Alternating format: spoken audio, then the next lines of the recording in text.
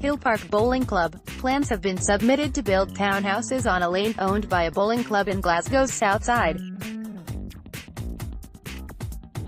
Developers have applied to build 6 semi-detached townhouses, each with 3 bedrooms, at Hillpark Bowling Club.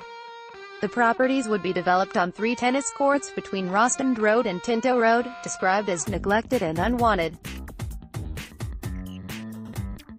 If given the go-ahead, the club would be required to pay Glasgow City Council a total of £150,000 to be reinvested in improving other tennis courts in Newlands Park.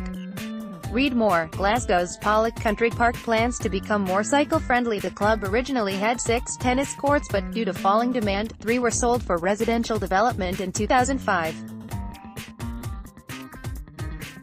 The money raised was invested in the remaining courts, including adding floodlighting.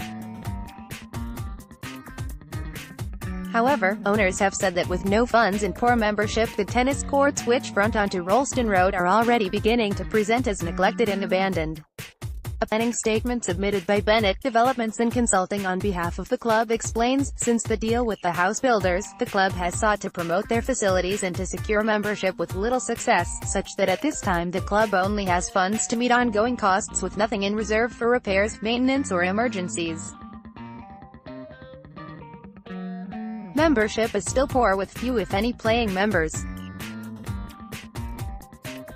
In reality, the club now operates more as a social and community club for the local area, and in that role it is particularly successful and very popular, to the extent that it is now recognized as a valuable community resource. Read more of today's top Glasgow stories, a view shared by the local elected members, all of whom are hugely supportive of this proposal. Sports Scotland have been consulted on the plans, and accepted that there was no quantifiable demand for the tennis courts at the location, but commented that there was still a demand within this part of the city and that compensation would have to be paid.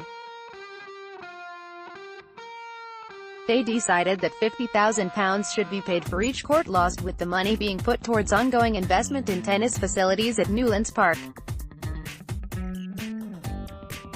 Any additional money Hillpark Bowling Club gets from the sale of the land will be spent on ensuring the future of the club, in particular the community aspects of the facility.